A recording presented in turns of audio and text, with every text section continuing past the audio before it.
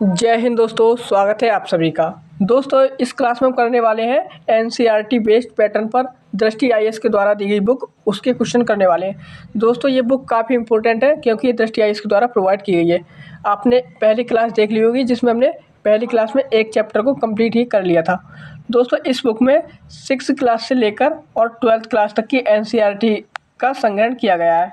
दोस्तों इस क्लास में हम पहली क्लास कर चुके हैं और हम इसके पैटर्न पर जो आधारित जो सिलेबस है उसको भी डिस्कस कर चुके हैं। दोस्तों हमने पहली क्लास में ये 6th क्लास की जो क्लास है उसमें सामाजिक विज्ञान पृथ्वी हमारा आवास का जो सौर मंडल में पृथ्वी है उसको हमने कंप्लीट कर लिया है। उसको हमने कंप्लीट कर लिया था। वह अगले चैप्टर की ओर चलते हैं। दोस्तों जो आज का हमारा दूसरा चैप्टर है उसको देखते हैं। चैप्टर हमारा दूसरा है ग्लोब अक्षांश एवं देशांतर। दूसरा चैप्टर हमारा ग्लोब पर अक्षांश एवं देशांतर, इसको हम देखने वाले हैं। दोस्तों क्लास को आप लास्ट तक देखना। चलिए दोस्तों शुरू करते हैं आज की क्लास को।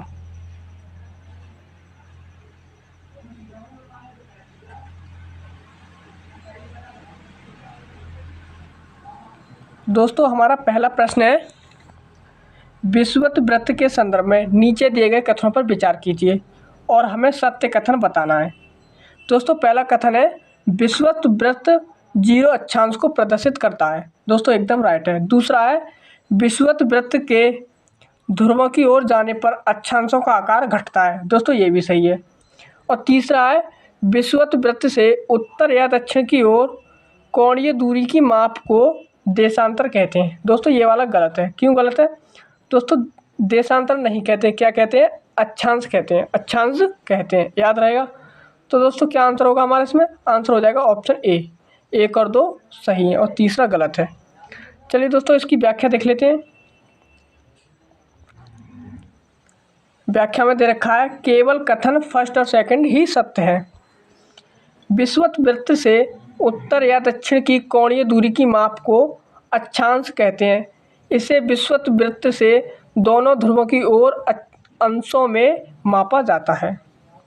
दूसरा है इसमें, विषुवत वृत्त से ध्रुवों तक स्थित सभी समानांतर वृत्तों को अक्षांश वृत्त कहा जाता है।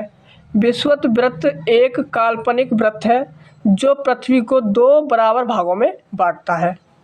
विषुवत वृत्त से ध्रुवों की ओर जाने पर अक्षांशों का आकार घटता जाता है। अक्षांशों का आकार क्या होता है? घटता जाता है, या फिर जो वृत्त बने होते हैं वो घटते जाते हैं। नेक्स्ट प्रश्न है हमारा, सूची फर्स्ट को सूची सेकंड के साथ सुमेलित करना है। पहला दे रखा है इसमें कर्क रेखा। दोस्तों कर्क रेखा क्या है? ये 23.5 डिग्री उत्तर, 23.5 डिग्री उत्तर में स्थित है कर्क रेखा।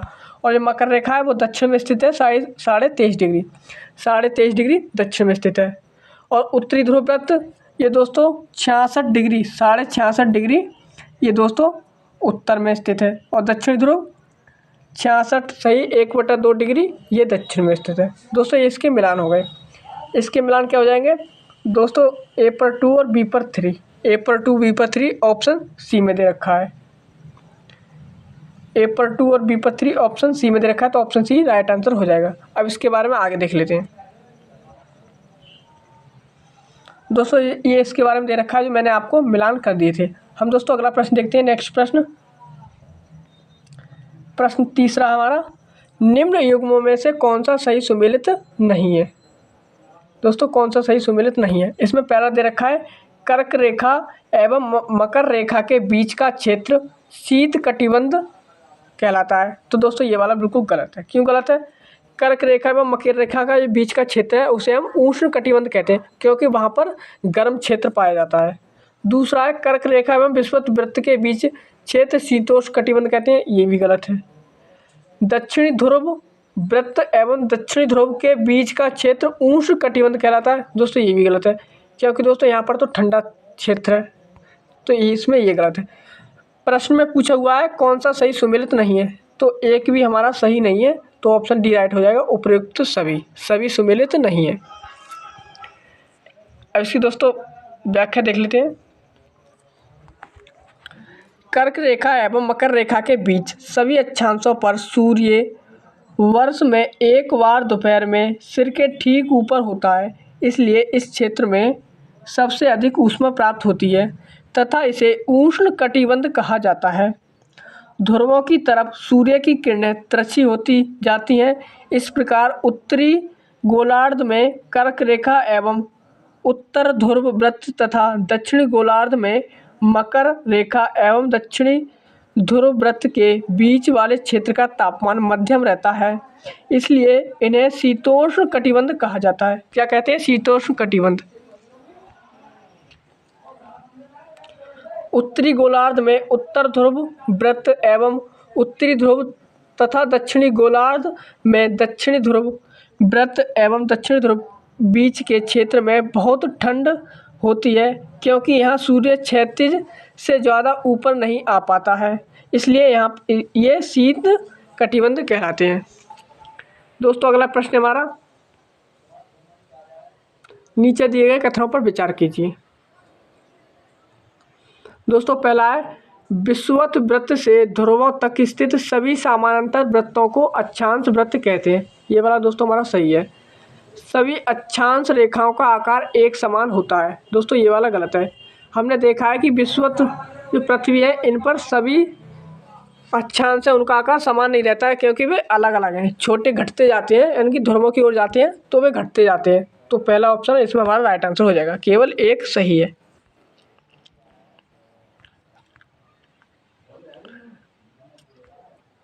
व्याख्या देख लेते हैं दोस्तों। केवल कथन फर्स्ट सत्य है।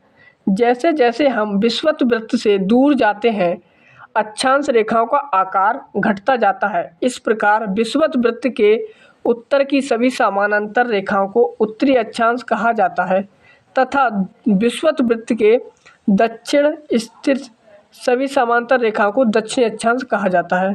उल्लेखनीय है कि अक्षांशों को अक्षांशों में मापा जाता है तथा दो अक्षांश रेखाओं के बीच की दूरी लगभग 111 किलोमीटर होती है। यह भी याद रखना, 111 किलोमीटर होती है दोनों अक्षांशों की रेखाओं के बीच की दूरी।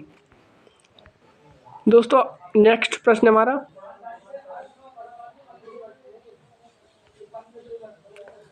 उत्तरी ध्रुव से दक्षिणी ध्रुव को जोड़ने वाली संदर्भ रेखाओं को क्या कहा जाता है?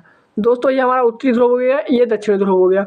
इससे जोड़ने वाली रेखाएं क्या कहलाती हैं? वो दोस्तों हमारी देशांतर कहलाती हैं। ऑप्शन बी राइट होगा, देशांतरीय यामोत्तर रेखाएं।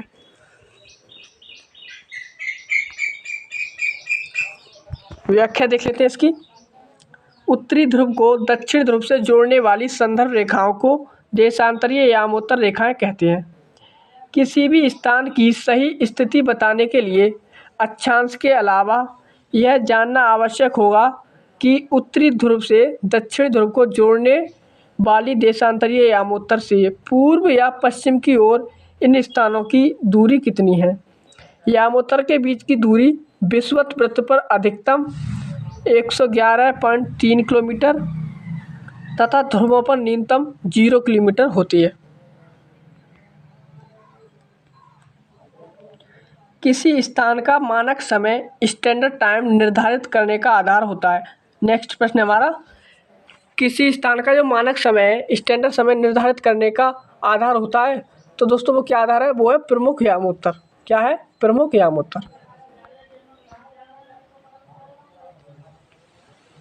देशांतरीय यामोत्तर की लंबाई एक समान होने के कारण इन्हें सिर्फ मुख्य संख्याओं में व्यक्त करना कठिन था। तब सभी देशों से निश्चय किया गया कि ग्रीनविच, जहां ब्रिटिश राज के वेधशाला स्थित है, से गुजरने वाली यामोत्तर से पूर्व और पश्चिम की ओर गिनती शुरू की जाए। इस यामोत्तर को प्रमुख यामोत्तर कहते हैं तथा इसका मान 0 देशांतर है, अर्थात यह स्थान मानक समय निर्धारित करने का आधार बना। यहाँ से 180 पूर्व और 180 पश्चिम तक गणना करते हैं।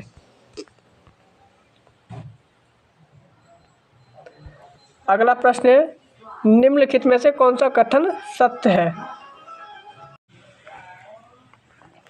कौन सा कथन सत्य है?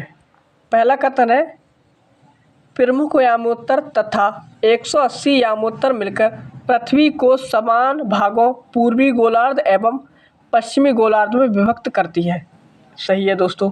दूसरा है, 180 पूर्व तथा 180 पश्चिम यामोत्तर एक ही रेखा पर स्थित है, ये भी सही है। दोस्तों दोनों सही है, तो ऑप्शन सी राइट आंसर होगा, 1 और 2 दोनों। इसके बारे में देख लेते हैं थोड़ा सा। उपयुक्त दोनों कथन सत्य हैं। प्रमुख यामोत्तर तथा 180 यामोत्तर मिलकर पृथ्वी को दो समान भागों पूर्वी गोलार्ध पश्चिमी गोलार्ध में विभक्त करती हैं। इसलिए किसी भी स्थान के देशांतर के आगे पूर्व के लिए अक्षर पूर्व तथा पश्चिम के लिए अक्षर पा का प्रयोग करते हैं। 180 पूर्व और 180 पश्चिम यामोत्तर एक ही रेखा पर स्थित हैं तथा 180 देशांतर रेखाओं को अंतर्राष्ट्रीय तिथि रेखा इंटरनेशनल डेट लाइन के नाम से भी जाना जाता है। इसके बारे में याद रखना। दोस्तों अगला प्रश्न है,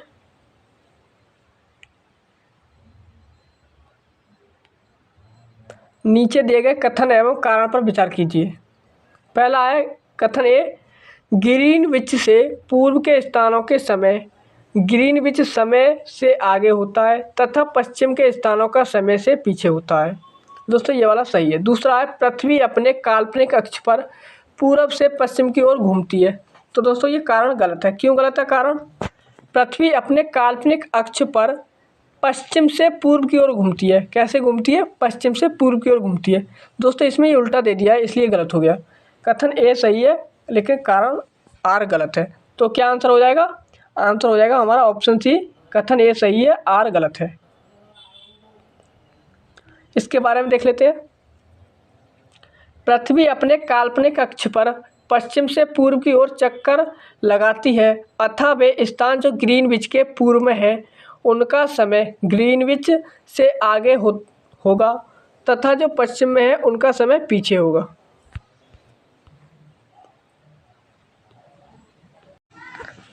नेक्स्ट प्रश्न है हमारा, पृथ्वी को अपने अक्ष पर 1 डिग्री घूमने में कितना समय लगता है? दोस्तों पृथ्वी को अपने अक्ष पर 1 डिग्री घूमने में 4 मिनट का समय लगता है। कितना लगता है? 4 मिनट का समय।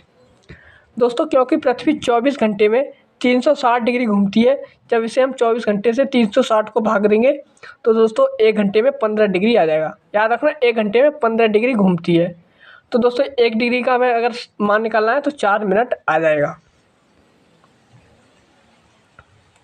अगला प्रश्न है दोस्तों, यदि कोई स्थान ग्रीनविच से 20 डिग्री पूर्व में स्थित है तब ग्रीनविच और उस स्थान के समय में कितना अंतर होगा? दोस्तों अब ये मैंने आपको बताया था कि 1 डिग्री घूमने में पृथ्वी को 4 मिनट का समय लगता है। कितना समय लगता है? 4 मिनट का। जब दोस्तों वो 20 डिग्री पूर्व की ओर घूमेगी तो कितना समय लगेगा? तो दोस्तों 15 डिग्री में 1 घंटे का समय लगता है। 15 डिग्री में 1 घंटे का समय और बचा हमारा जो 5 डिग्री और उसमें 20 मिनट का समय लगेगा। तो 1 घंटा 20 मिनट का समय लगेगा। 1 घंटा 20 मिनट। ऑप्शन बी राइट आंसर हो जाएगा। अगला प्रश्न है, भारत के किस यामोत्तर देशांतर रेखा के स्थानीय समय को भारत का मानक समय माना जाता है? दोस्तों भारत की मानक समय रेखा कौन सी है? ये प्रश्न बार बार कई परीक्षा में पूछा जाता है। स्टेट PCS हो और हमारे जो एग्ज़ाम अदर एग्ज़ाम है वनडे एग्ज़ाम उनमें भी आता है। तो याद रखना वो क्या है? 82.5 पूर्वी देशांतर। 82.5 पूर्वी देशांतर मानक समय रेखा है हमारी। ऑप्शन ए राइट आंसर हो जाएगा। इसके बारे में देख लेते हैं।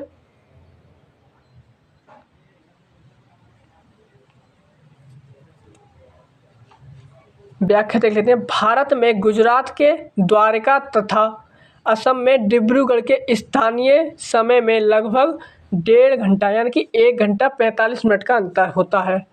इसलिए यह आवश्यक था कि देश के मध्य भाग से होकर गुजरने वाली किसी यामोत्तर के स्थानीय समय को देश का मानक समय माना जाए। भारत में 82.5 पूर्व यानी कि 82 डिग्री 30 मिनट पूर्व को मानक यामोत्तर माना गया, जो उत्तर प्रदेश के मिर्ज़ापुर, कुछ स्रोतों में इसे इलाहाबाद के नैनी को भी बताया गया से होकर गुजरती है। अगला प्रश्न है, भारत का मानक समय ग्रीनविच के मानक समय से कितना आगे या पीछे है? तो दोस्तों भारत का जो मानक समय है वो पूरब की ओर है। कितना है? 82.5 डिग्री पूरब की ओर, दोस्तों याद रखना, जब पूरब की ओर बात किया जाए तो वो आगे है, समय क्या रहता है, आगे। तो दोस्तों 5.5 घंटा आगे रहेगा। कितना है, 5.5 घंटा आगे, 5 घंटा 30 मिनट आगे। भारत का समय मानक समय यामोत्तर ग्रीनविच के 82 डिग्री 30 मिनट पूर्व में स्थित है, अतः यह समय ग्रीनविच के 5 घंटा 30 मिनट आगे है। इसलिए जब लंदन में 2 बजे होंगे तब भारत में शाम के 7:30 बजे होंगे।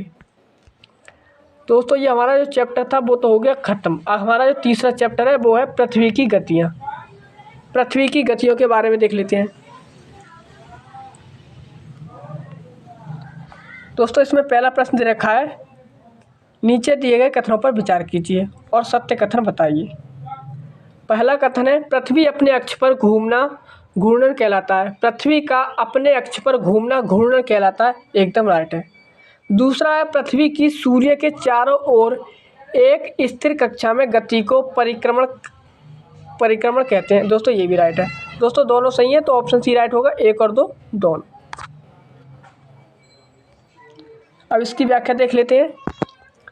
पृथ्वी अपने अक्ष पर निरंतर घूमती रहती है और लगभग 24 घंटे में एक चक्कर पूरा करती है, इसे घूर्णन कहते हैं।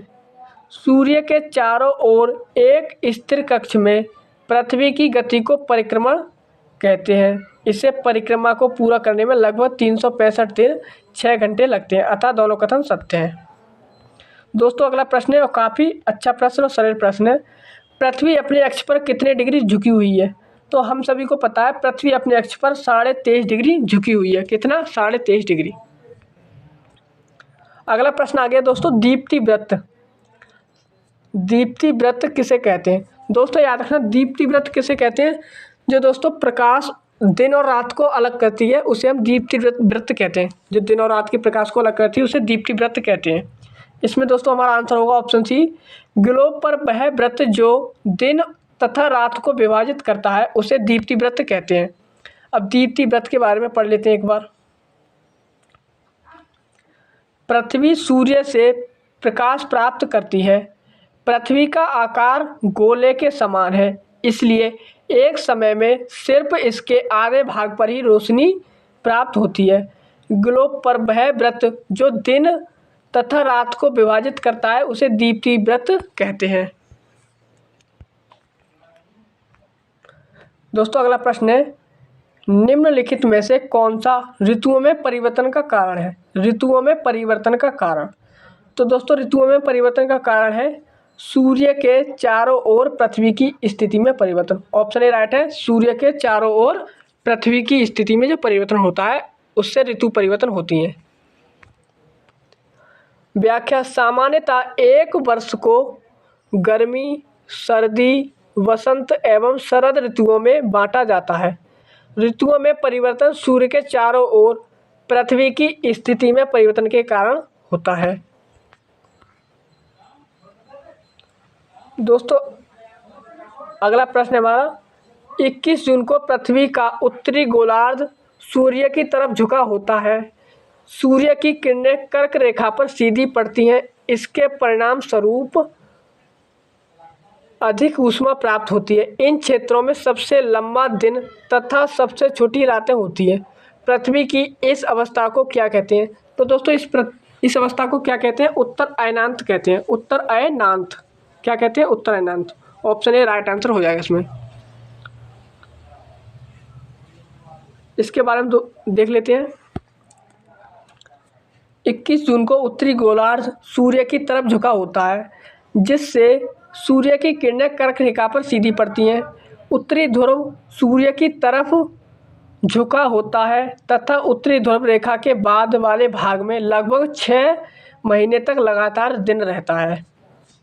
चूँकि उत्तरी गोलार्ध के बहुत बड़े भाग में सूर्य की रोशनी प्राप्त होती है, इसलिए विषुवत वृत्त के उत्तरी भाग में गर्मी का मौसम होता है। एक दक्षिणी भाग में सर्दी का मौसम। पृथ्वी की इस अवस्था को उत्तर अयनांत कहते हैं।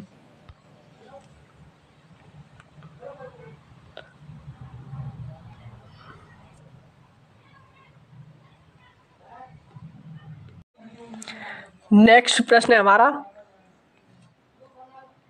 दक्षिणी अयनांत के संदर्भ में नीचे दिए गए कथनों पर विचार कीजिए। पहला कथन है दक्षिणी ध्रुव सूर्य की ओर झुका होता है। एकदम राइट है दोस्तों, जब दक्षिणी अयनांत होगा तो दक्षिणी ध्रुव सूर्य की ओर झुका होगा। दूसरा है सूर्य की किरणें मकर रेखा पर सीधी पड़ती हैं। दोस्तों मकर रेखा दक्षिण की तरफ है, तभी तो सूर्य की किरणें मकर रेखा पर सीधी पड़ती हैं।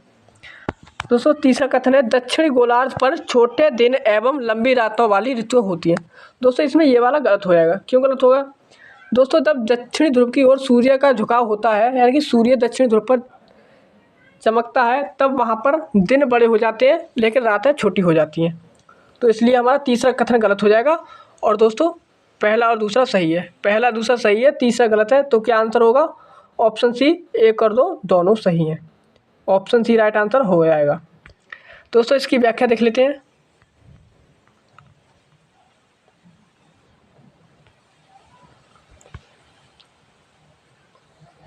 बाईस दिसंबर को दक्षिण ध्रुव के सूर्य की ओर झुके होने के कारण मकर रेखा पर सूर्य की किरणें सीधे पड़ती हैं।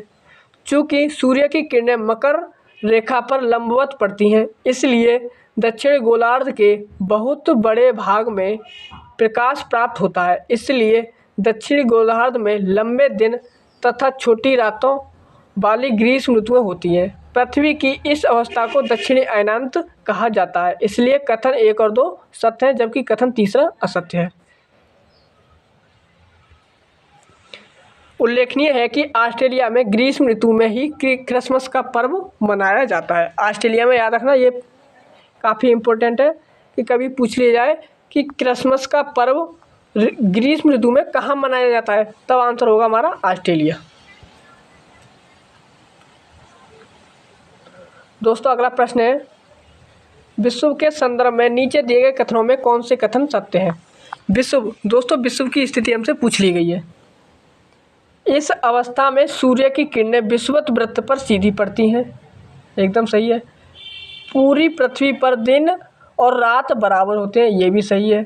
कोई भी ध्रुव सूर्य की ओर नहीं झुका होता है। दोस्तों ये भी सही है। इसमें दोस्तों तीनों सही हैं। तो क्या आंसर हो जाएगा? ऑप्शन डी राइट आंसर हो जाएगा, उपयुक्त तो सभी।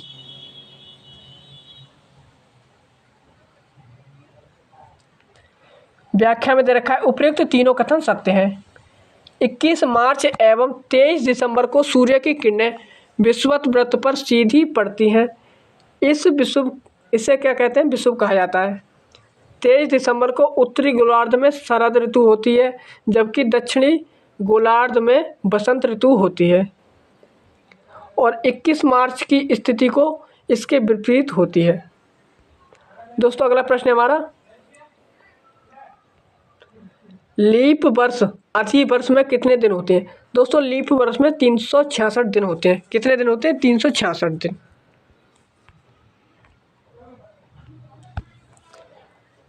व्याख्या दे रखी है इसकी।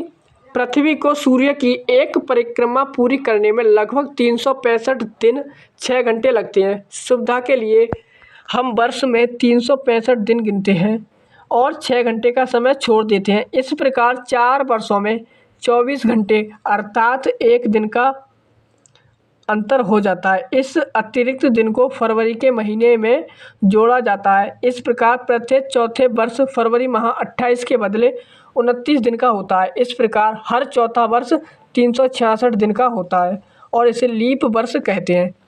दोस्तों हमारा अगला चैप्टर शुरू हो गया है। कौन सा? मानचित्र। हमारा अगला चैप्टर है मानचित्र। इसको भी देख लेते हैं। मानचित्र पहला इसमें प्रश्न दे रखा है भौतिक मानचित्र में किन्हें शामिल किया जाता है? दोस्तों पहला प्रश्न है हमारा भौतिक मानचित्र में किन्हें शामिल किया जाता है? दोस्तों मैं आपके लिए बता दूं कि भौतिक मानचित्र उसे कहते हैं जो पृथ्वी की प्राकृतिक आकृतियों को दर्शाता है। पृथ्वी की प्राकृतिक आकृतियों को दर्शाता है, उसे हम भौतिक मानचित्र कहते हैं। दोस्तों जैसे पर्वत प्राकृतिक आकृति है, मैदान प्राकृतिक आकृति है और पठार प्राकृतिक आकृति है और महासागर प्राकृतिक आकृति है।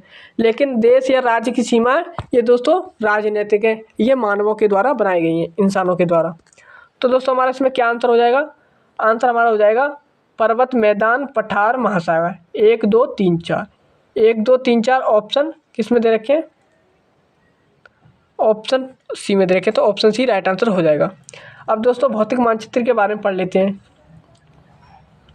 पृथ्वी की प्राकृतिक आकृतियाँ जैसे पर्वतों, पठारों, मैदानों, नदियाँ, महासागरों इत्यादि को दर्शाने वाले मानचित्र को भौतिक या उच्चावच मानचित्र कहा जाता है। अगला प्रश्न है, राज्यों, नगरों, शहरों तथा गांवों और विश्व के विभिन्न देशों व राज्यों तथा उनकी सीमाओं को दर्शाने वाले मानचित्र को क्या कहा जाता है? तो दोस्तों ये क्या है, राज्य, नगरों एवं शहरों को दर्शा रहा है और गाँव को दर्शा रहा है। तो दोस्तों ये क्या है, एक प्रकार से राजनीतिक क्षेत्र है। तो कौन सा मानचित्र हो जाएगा? राजनीतिक मानचित्र। कौन सा मानचित्र है? राजनीतिक मानचित्र। राज्यों, नगरों, शहरों तथा गांव और विश्व के विभिन्न देशों व राज्यों तथा उनकी सीमाओं को दर्शाने वाले मानचित्र को राजनीतिक मानचित्र कहा जाता है। अगला प्रश्न है दोस्तों, अगला प्रश्न है, थीमेटिक मानचित्र में किसे किसे शामिल किया जाता है? थीमेटिक मानचित्र दोस्तों, थीमेटिक मानचित्र में सड़क मानचित्र, वर्षा मानचित्र, वन तथा उद्योगों के वितरण दर्शाने वाले मानचित्रों को शामिल किया जाता है, यानी कि सभी को शामिल किया जाता है। जब सभी को शामिल किया जाता है तो क्या आंसर हो जाएगा? आंसर हो जाएगा इसमें उपयुक्त सभी। ऑप्शन डी राइट आंसर हो जाएगा। दोस्तों इसकी व्याख्या देख लेते हैं।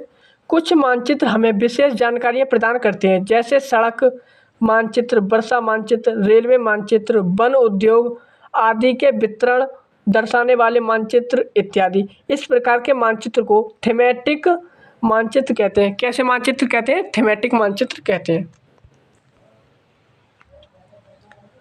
दोस्तों अगला प्रश्न है, मानचित्र के संदर्भ में किन दिशाओं को प्रधान दिग्बिंदु कहा जाता है?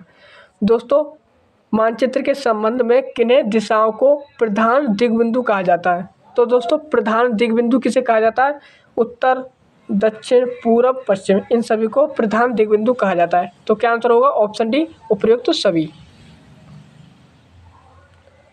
व्याख्या देख लेते हैं।